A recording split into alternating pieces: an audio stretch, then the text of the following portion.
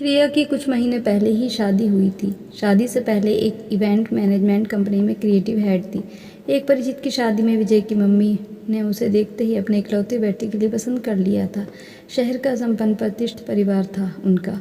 श्रेया के पापा को मना करने की कोई गुंजाइश नज़र नहीं आई तो झट मंगनी पर ब्याह हो गया।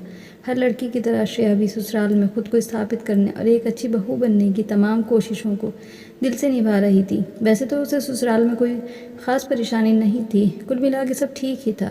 बस उसकी सास हमेशा उसे एक ही बात कहती, देख बेटा, जैसे मेरी बेटी रिया अपने ससुराल में रहती है बिल्कुल वैसे ही रहना। बात बात पे श्रेया को रिया के ससुराल में होने वाले नियमों का हवाला दिया जाता, जैसे कि रिया अपनी सास के बगल में नहीं बैठती, हमेशा चौकी करके बैठती है।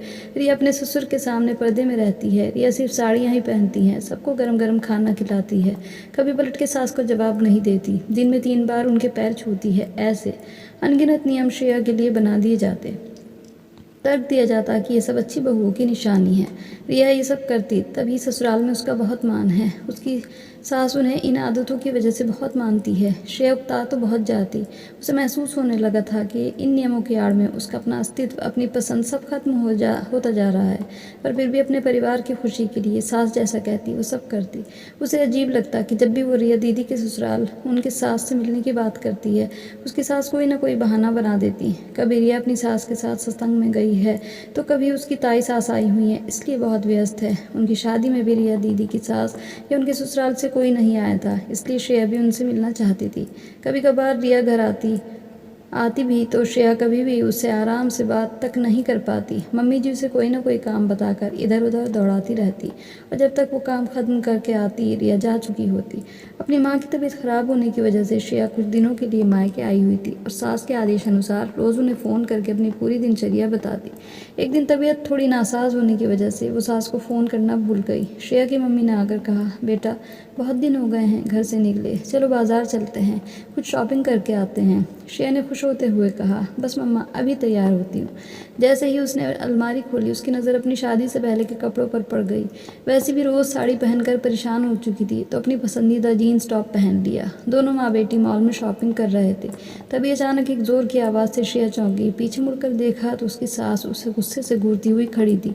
अरे मम्मी जी आप यहाँ। श्रेया जैसे ही उनके पैर छूने को हुई, सास ने अपने कदम पीछे कर लिए। उनके तल्ख आवाज़ में चिल्लाकर बोली, तो तुम अपनी माँ की बीमारी का झूठा बहाना बनाकर यहाँ ऐश कर रही हो, और ये क्या पहना है तुमने? कुछ दिनों के लिए मायके क्या गई, ससुराल के संस्कार ही भूल गई तुम, इसलिए आज मुझे फ़ोन नहीं किया। मेरी रिया ने आज तक अपनी सास से पूछे बिना कोई काम नहीं किया और तुम पीछे से अपनी मनमर्जी करने लगी। तुमको पहले ही दिन बोल दिया था ना मेरी बेटी अपनी ससुराल में रहती है, वैसे ही रहना होगा। श्रेया मुँह नीचे किए सब चुपचाप सुन रही थी। उसकी माँ कुछ बोलने को ही इतने में पीछे से आवाज़ आई, श्रेया सही कह रही है तुम्हारी सास।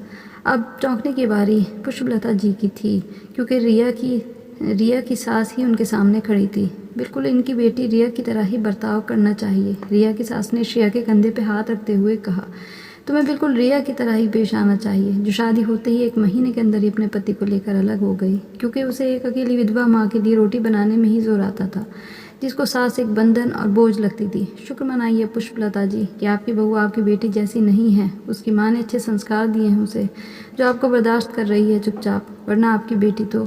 श्रेया बहुत आश्चर्य से हैरानी से अपनी सास को देख रही और पुष्पलता जी शर्म से आंखें ज़मीन में गड़ाए खड़ी थी।